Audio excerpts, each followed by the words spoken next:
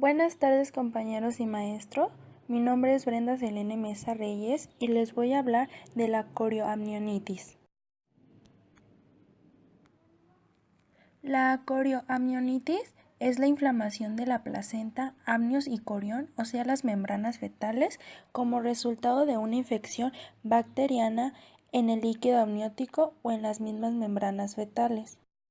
Bueno, como dije, la corioamnionitis es una inflamación de las membranas fetales como resultado de la infección del líquido amniótico. También se denomina infección intraamniótica, infección ovular o amnionitis y puede ir acompañada de una ruptura prematura de membranas o el saco amniótico completo.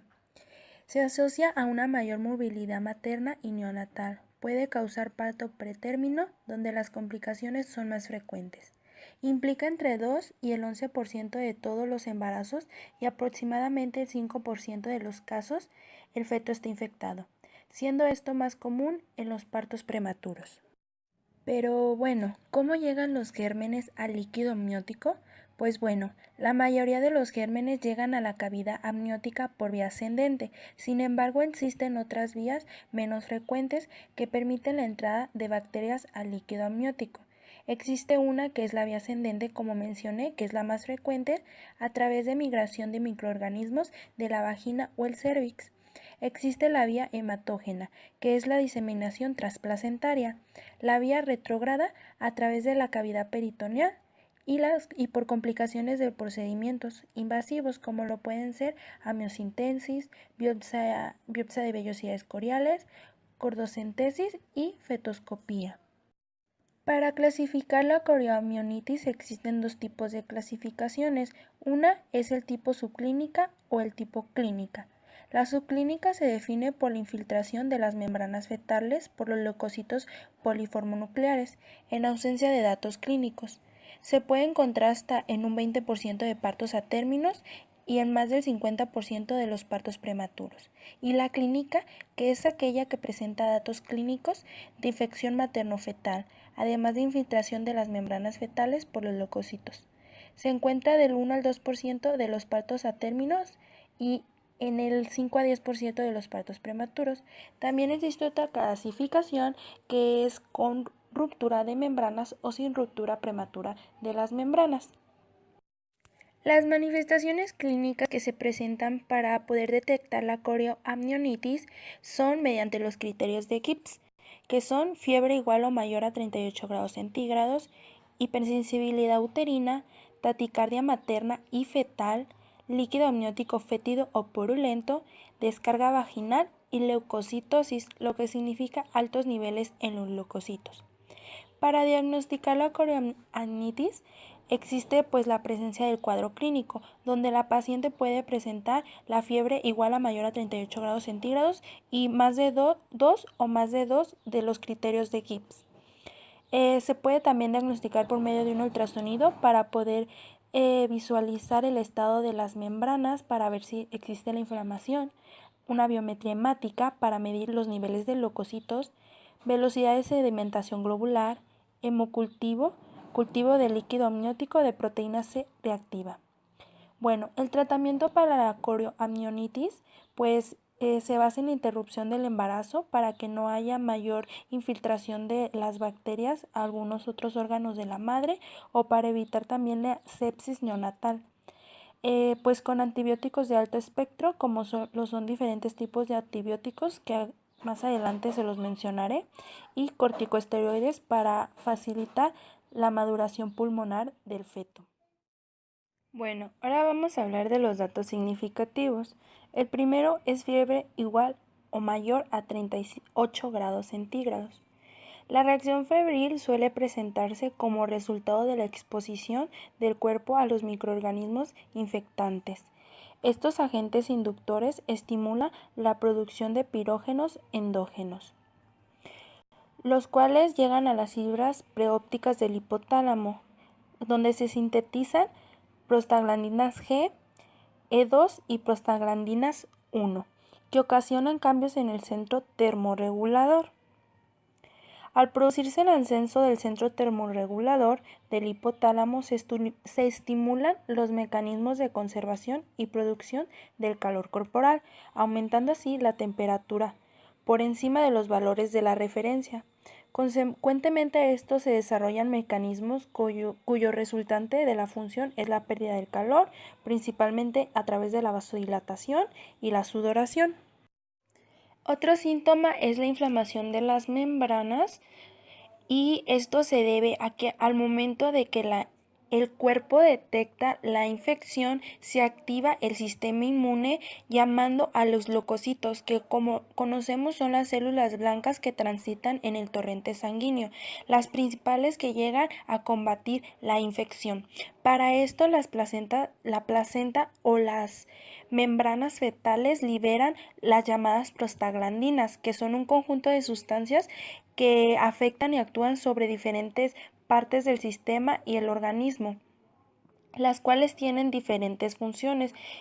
Una de sus funciones es el provocar la contracción muscular lisa y intervenir en la respuesta inflamatoria, lo que ayuda a que haya vasodilatación y los leucocitos puedan viajar rápidamente por el torrente sanguíneo y ayudan al aumento de la permeabilidad de los tejidos, permitiendo el paso de los leucocitos.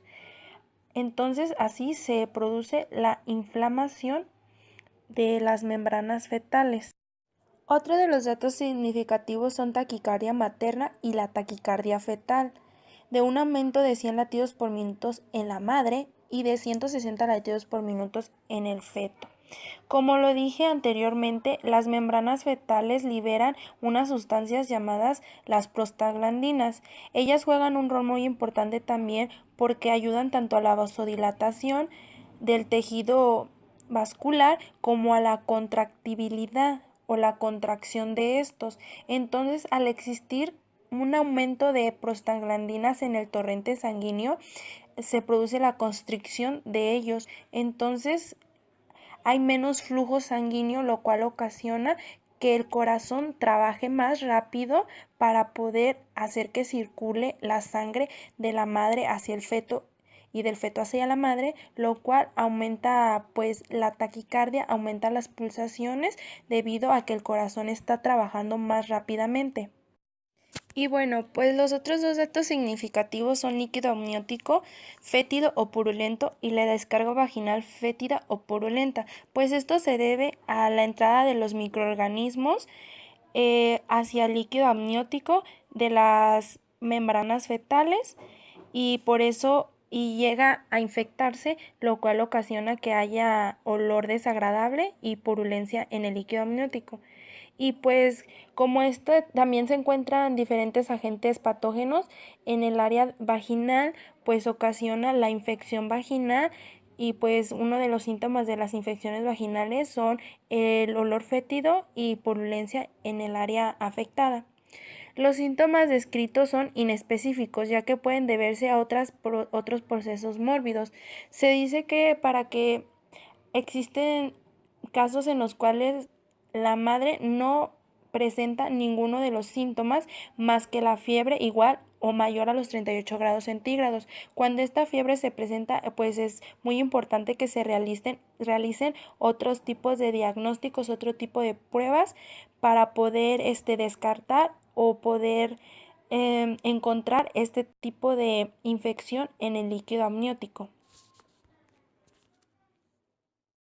Bueno, para el diagnóstico de la corioamnionitis se utilizan diferentes métodos. El principal es el cuadro clínico, como ya les había mencionado, que la paciente tenga fiebre igual a 38 grados centígrados o mayor.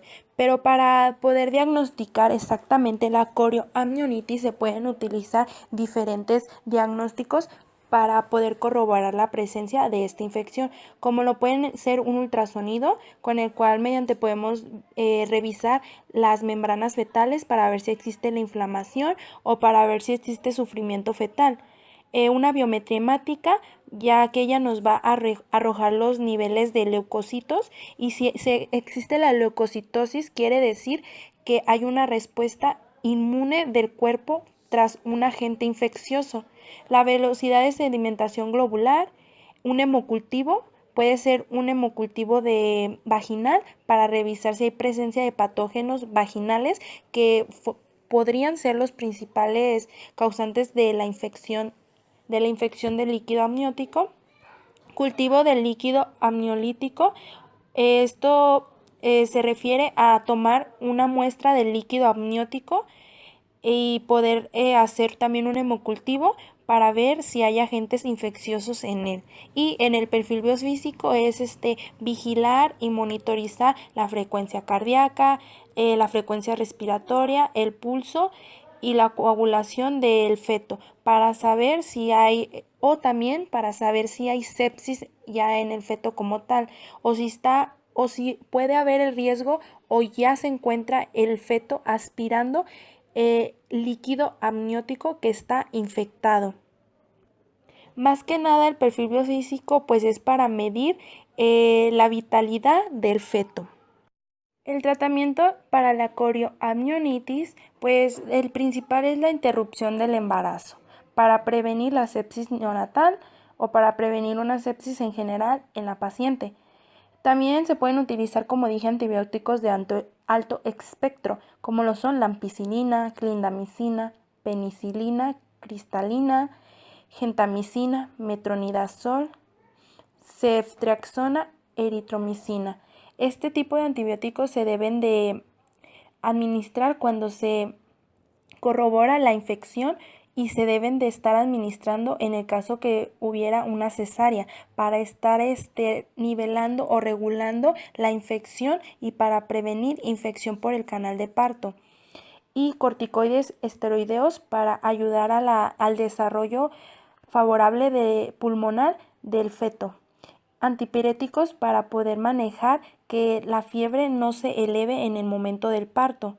Y medios físicos para cuando el neonato salga poder nivelar si se encuentra con fiebre.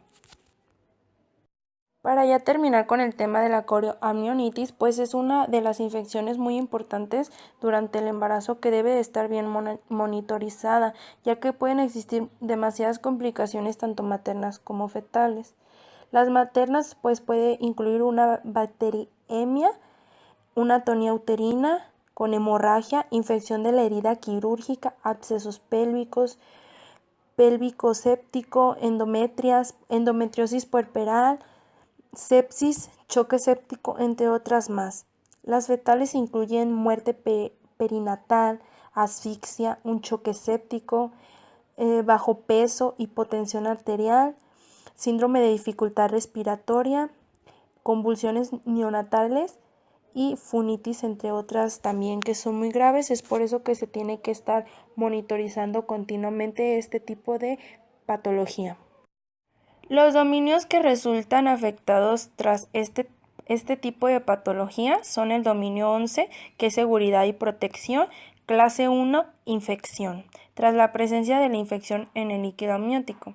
Del mismo dominio 11 de seguridad y protección, clase 6, termorregulación, debido a que el principal signo de esta infección es la elevada temperatura corporal a 38 grados centígrados o más. El dominio 8 también de sexualidad, clase 3, reproducción, que es el riesgo de alteración de la diada materno-fetal, ya que puede haber complicaciones en el embarazo, tanto para la madre como para el feto. Bueno, esto fue todo acerca de la corioamnionitis. Muchas gracias.